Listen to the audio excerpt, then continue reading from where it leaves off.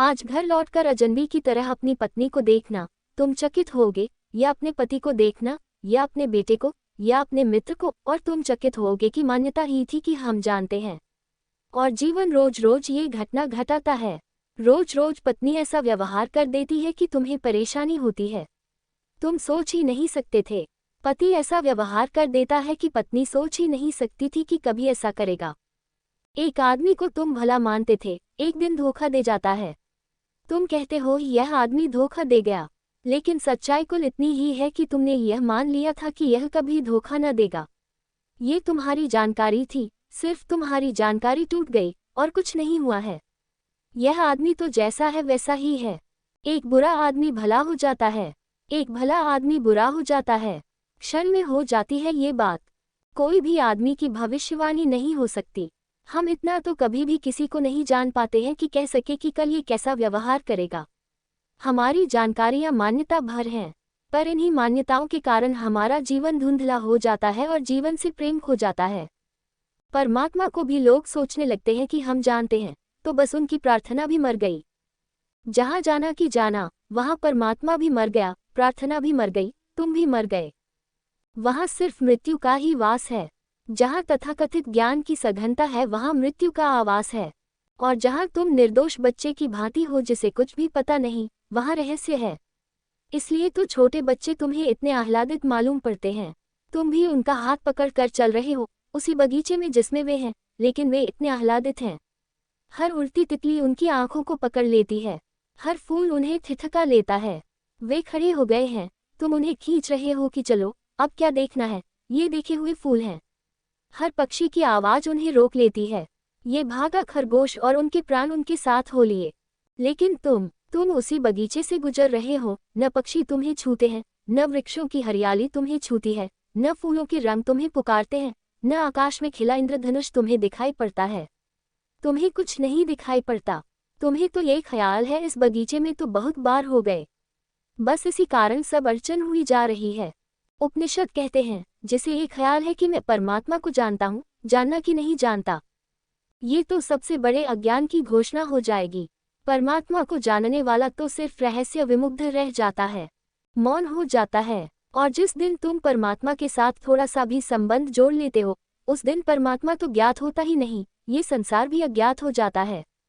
जिसने परमात्मा के साथ थोड़ा संबंध जोड़ लिया, उस दिन उसकी पत्नी भी अज्ञात हो गई, पति भी अज्ञात हो गया, अपना बेटा भी अज्ञात हो गया, क्योंकि इस बेटे की आंखों में भी परमात्मा ही झांकेगा। इस मित्र के हाथ में भी परमात्मा का ही स्पर्श होगा।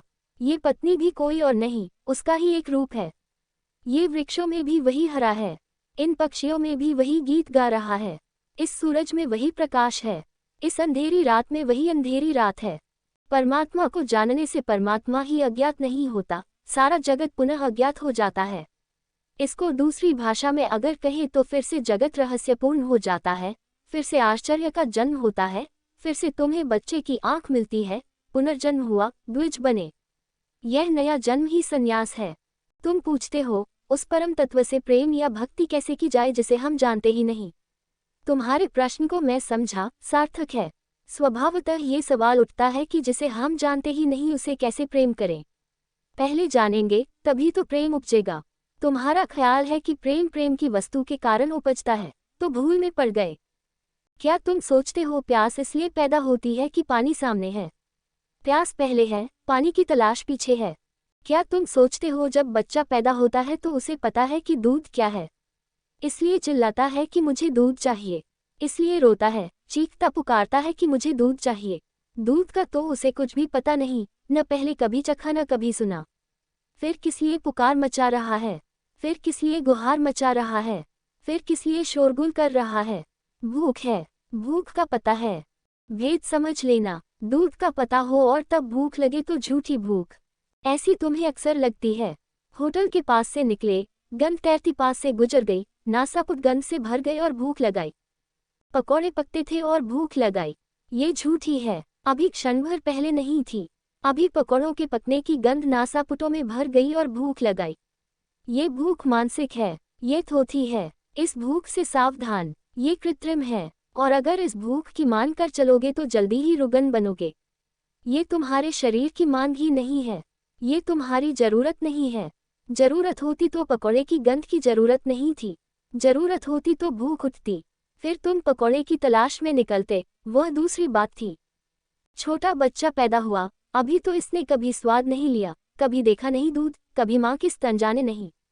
अभी 9 महीने तो माँ के पेट में सब मिलता था चुपचाप, पता ही नहीं चलता था कैसे, कहाँ से।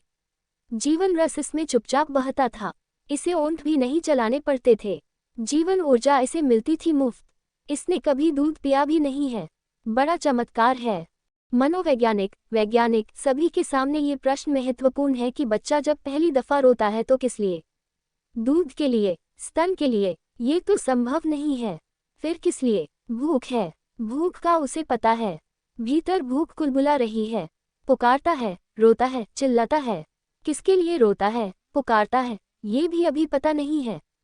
ये भी कैसे पता हो सकता है? सिर्फ रोता है। इसलिए परम भक्त तो वही है जो सिर्फ रोता है, जो ये भी नहीं कह सकता कि मैं राम को बुला रहा हूँ, कि कृष्ण को बुला रहा हूँ, जो सिर्फ कहता है कि मैं किसको बुला रहा हूँ, ये भी मुझे पता नहीं है। लेकिन एक बुलाहट मेरे भीतर रोए रोए में है, एक पुकार उठी है, एक प्यास उठी है, एक भूख जगी है। नाम कुछ भी रख लेता है, बिना नाम के भी भक्त बुलाता है। आकाश में देखता है और खोजता है, चांद तारों में खोजता है, लोगों की आंखों में खोजता है, अपने चारों तरफ देखता है, बाहर भीतर खोजता है। उसे एक बात का पता है कि भीतर कोई चीज उठी है बड़े जोर से, एक अंधड़ उठा है, एक तूफान आया है, एक भूख जगी है।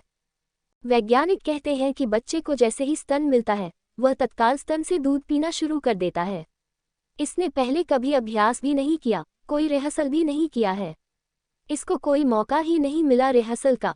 ये कैसे एकदम से दूध पीने लगता है? भूख पर्याप्त है, अभ्यास की जरूरत नहीं है। वह भूख ही दूध को खींचने लगती है। दूध पीछे आता है, भूख पहले। पानी पीछे आता है, प्यास पहले। प्रेम पहले आता है, परमात्मा बाद में। ओशो, उस परम तत्व से प्रेम या भक्ति कैसे की जाए जिसे हम जानते ही नहीं? क्या अज्ञात से भी प्रेम संभव है? अज्ञात से ही प्रेम संभव है। ज्ञात से तो प्रेम धीरे धीरे शून्य हो जाता है। जिसे हमने जान लिया उसमें हमारा रस ही समाप्त हो जाता है। इधर जाना उधर रस समाप्त हुआ। अनजान में ही रस होता है, अपरिचित में ही आकर्षण होता है। जब दो प्रेमी एक दूसरे को पूरा पूरा जान लेते हैं, तभी प्रेम समाप्त हो जाता है। परिचित हुए, फिर कुछ शेष नहीं बचता, अभियान को खोजने को कुछ नहीं बचता। अज्ञात से ही प्रेम संभव है। इसलिए इस जगत में सारे प्रेम एक न एक दिन समाप्त हो जाएंगे, सिर्फ परमात्मा का प्रेम कभी समाप्त नहीं होता। क्योंकि ऐसी कोई घड़ी नहीं आती जब तुम कह सको कि परमात्मा को पूरा पूरा जान लिया। कितना ही जानो, उतना ही जानने को शेष रहता है। जितना ही जानो उतना ही जानने को और द्वार खुलते चले जाते हैं। एक शिखर पर चढ़ते हो, तब ऐसा लगता है कि बस आ गई आखिरी मंजिल। चढ़ भी नहीं पाते कि दूसरा शिखर सामने चुनौती देने लगता है। अंतहीन सिलसिला है। इसलिए हमने परमात्मा को अनंत कहा है। न उसका कोई प्रारंभ है, न उसका कोई अंत है। वह यात्रा अन्वेषण की कभी पूरी नहीं होती। इसलिए प्रेम परमात्मा के साथ शाश्वत हो जाता है। प्रेम के मिटने का उपाय ही नहीं।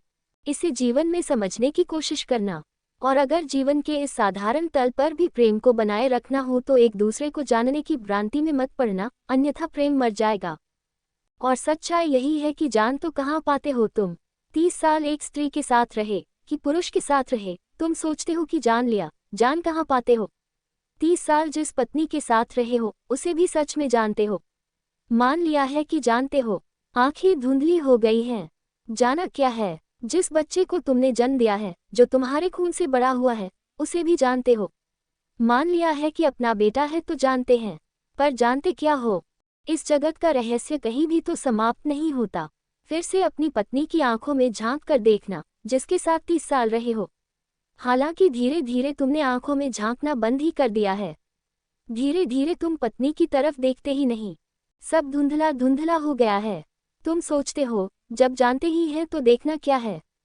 देखते तो हम अनजान को हैं, अपरिचित को हैं। राह से कोई स्त्री गुजर जाती है, उसे देखते हैं। कुछ नया हो तो देखते हैं, पुराने को तो हम धीरे धीरे देखना ही बंद कर देते हैं। मनोवैज्ञानिक कहते हैं कि अगर तुम अपनी आंख बंद करके अपनी पत्नी की मुखाकृति याद करना चाहो तो बड़े हैरान हो जाओगे। 30 साल जिसके साथ रहे, आंख बंद करके जब उसका चेहरा सोचोगी तो चेहरा बनेगा नहीं, बिखर बिखर जाएगा, धुंधला धुंधला हो जाएगा, जिसे तुम मानने लगे हो कि जानते हो। कब से उसका चेहरा नहीं देखा है, कब से उसकी आवाज नहीं सुनी है, कब से उसका हाथ हाथ में नहीं लिया है। हाथ लिया भी होगा मगर संवेदना कभी की मर चुकी है। स्पर्श किया भी होगा मगर स्पर्श जब तक बोधपूर्वक न हो तब तक कहाँ। तुम पूछते हो कि अज्ञात परमात्मा को हम कैसे प्रेम करें। प्रेम तुम्हारे भीतर है ही, तुम इसे वस्तुगत मत बनाओ, आत्मगत है। प्रेम तुम्हारे भीतर है ही। असल में तुमने जब भी प्रेम किया है तो तुमने परमात्मा की ही तलाश की है। इसे मैं दोहरा दूं, तुमने जब भी किसी को प्रेम किया है तो तुमने परमात्मा की ही तलाश की है अनजाने।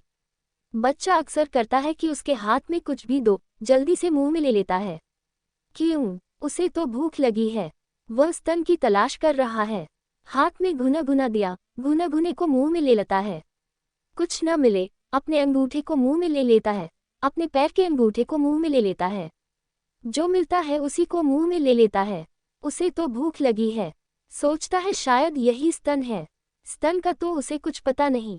ऐसी हमारी दशा है। तुम्हें जो दिखाई पड़ जाता है उसी के तुम प्रेम में पड़ जाते हो, मगर यह प्रेम है परमात्मा की ही तलाश, और इसलिए इस जगत का कोई भी प्रेम तृप्त नहीं कर पाता। बच्चे ने घुना घुना मुंह में ले लिया मगर इससे कुछ भूख तो मिटेगी नहीं। घुना घुने को चूसता रहे, घुना घुने को पीता रहे, इससे तृप्ति तो होगी नहीं। जल्दी ही देर अबेर घुने घुने को फेंक देगा, फिर तलाश शुरू हो जाएगी। ऐसे ही हमारे इस जगत के प्रेम हैं, घुना घुने हैं। उनमें हम खोजते परमात्मा को हैं, हम फिर परमात्मा को नहीं पाते, इसलिए वो पैदा हो जाती है, विषाद पैदा होता है। फिर हम एक घुना घुना छोड़ते हैं, फिर दूसरा घुना घुना पकड़ लेते हैं। धन खोजा, धन में कुछ रस न पाया। पद खोजा, पद में कुछ रस न पाया। पत्नी खोजी, पति खोजे, मित्र खोजे, कुछ रस न पाया। ऐसी ही दौड़ चलती रहती है, चलती ही रहती है। क्यों रस नहीं मिलता? रस इसीलिए नहीं मिलता कि जब तक वास्तविक स्तन न मिल जाए। रस मिले कैसे? घुना घुने ने कहा कब था कि मैं तुम्हें रस दूंगा, तुमने मान लिया था, और अज्ञात है परमात्मा, इसीलिए ये भ्रांति भी होती है।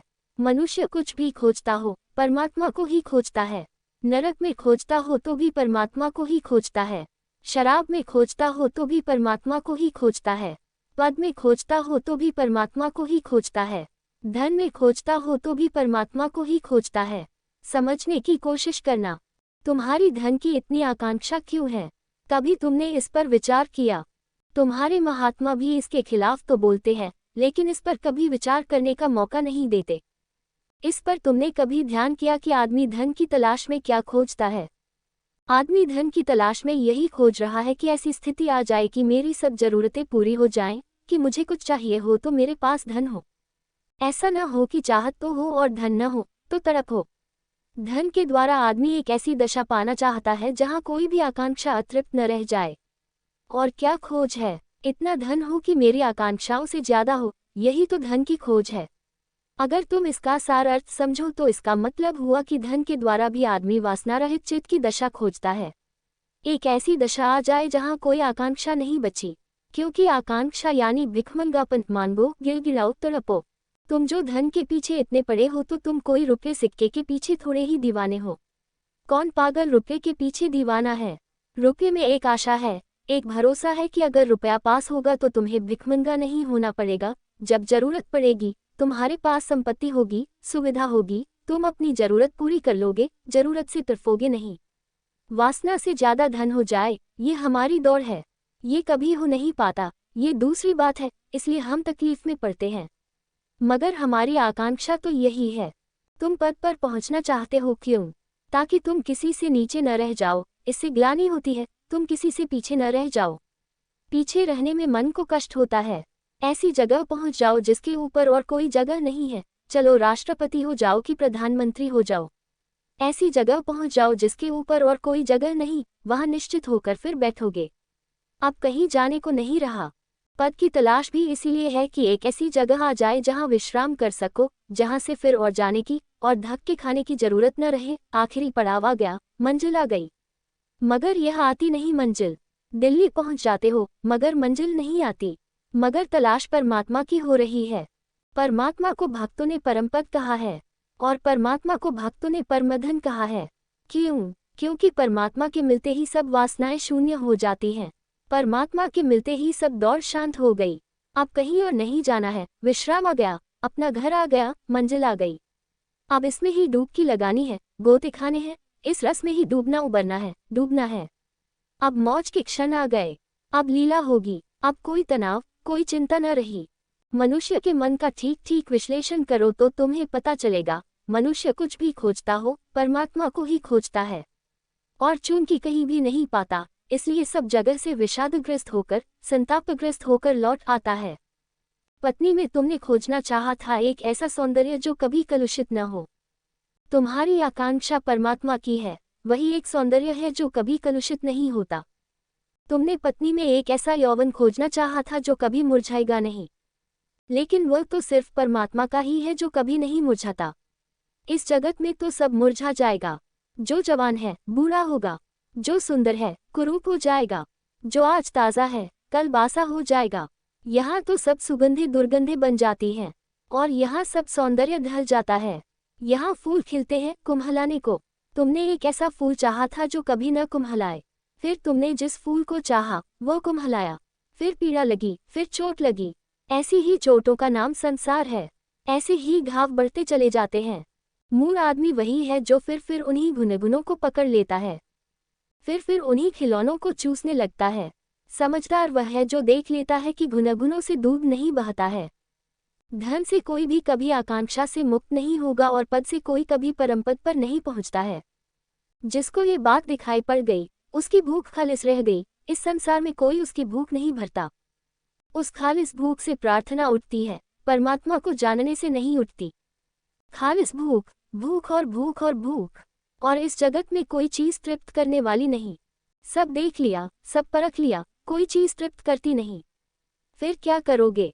भूख तो है, प्यास तो है, प्रेम तो अग्नि की लपटों की तरह उठ रहा है, और अब इन लपटों को उलझाने वाले पात्र भी न रहे। न पत्नी उलझाती, न पति उलझाता, न धन न पद, कोई नहीं उलझाता।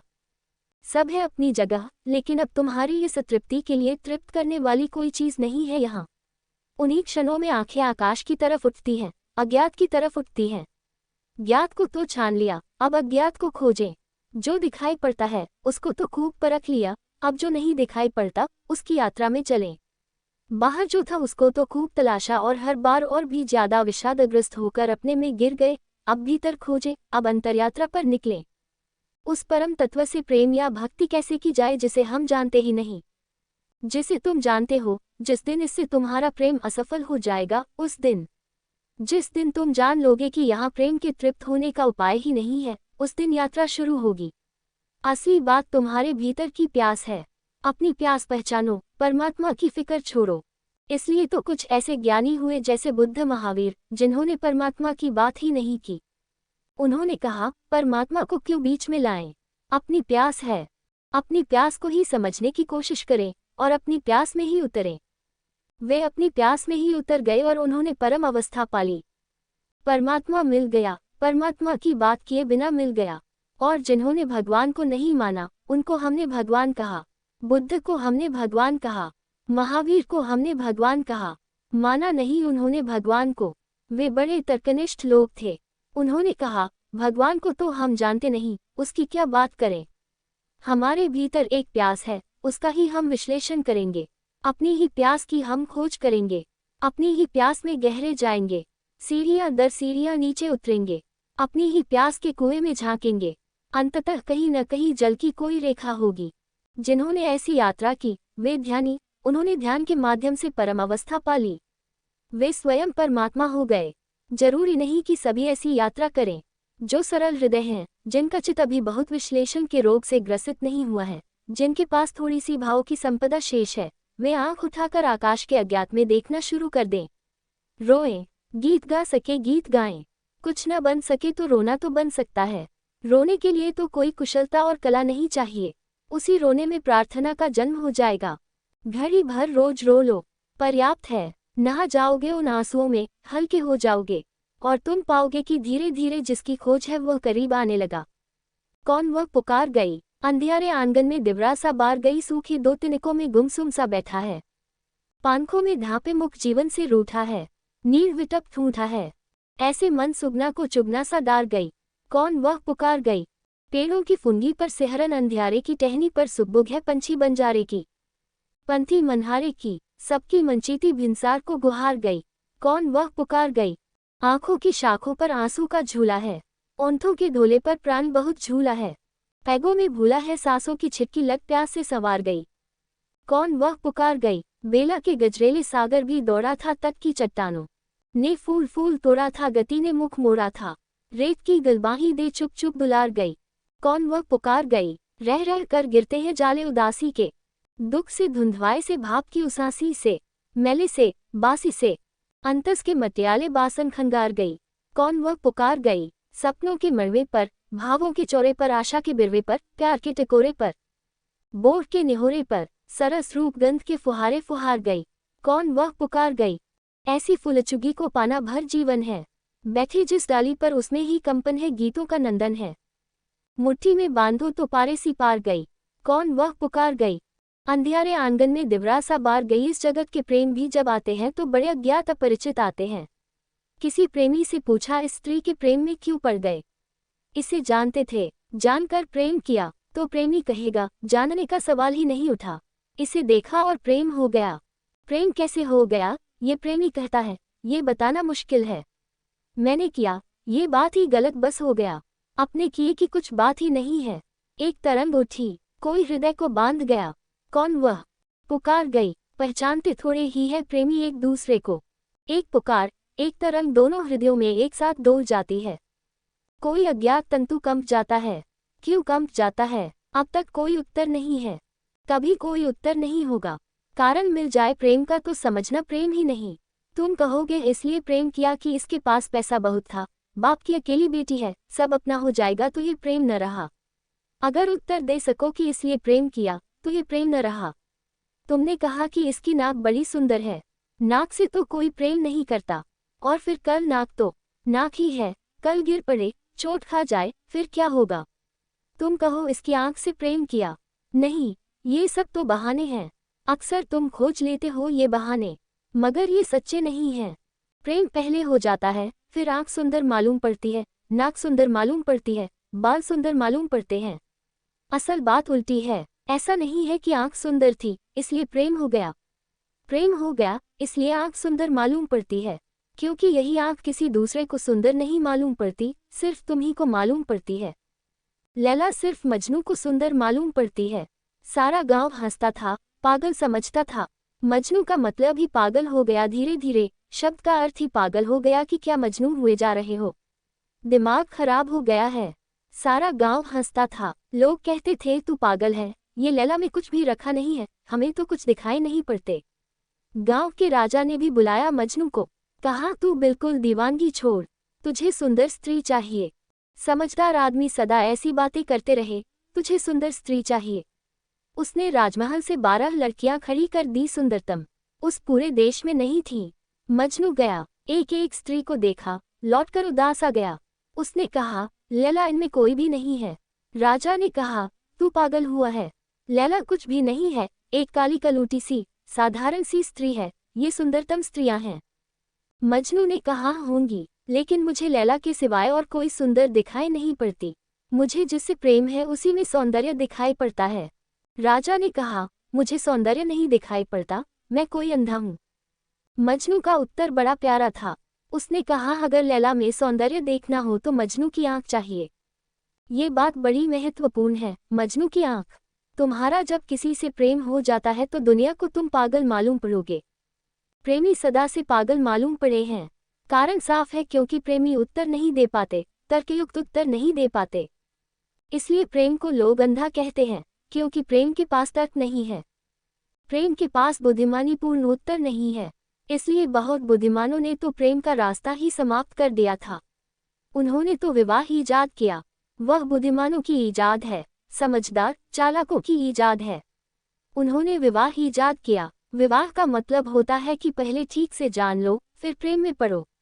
घर ठिकाना, ज्योतिष से पूछो, मुहूर्त दिखवाओ, कुलीन है या नहीं, परंपरा कैसी है, अब तक घर में कैसे लोग रहे, प्रतिष्ठा कैसी, धन पद प्रतिष्ठा शिक्षा, ये सब जांचो परखो। पहले जान लो, फिर प्रेम करो। तुम्हारा जो प्रश्न है वह ऐसा ही है कि पहले जाने तब तो प्रेम हो, फिर विवाह होगा, प्रेम नहीं हो पाएगा। और विवाह प्रेम नहीं है, ख्याल रखना। विवाह बिल्कुल प्लास्टिक, उसमें असलियत जरा भी नहीं है। व्यवस्था अच्छी है विवाह की, उसमें खतरा कम है, ये सच है। सुविधा ज्यादा है, सुरक्षा ज्यादा है। समाज विवाह के साथ ज्यादा सुरक्षित है, प्रेम के साथ खतरे हैं।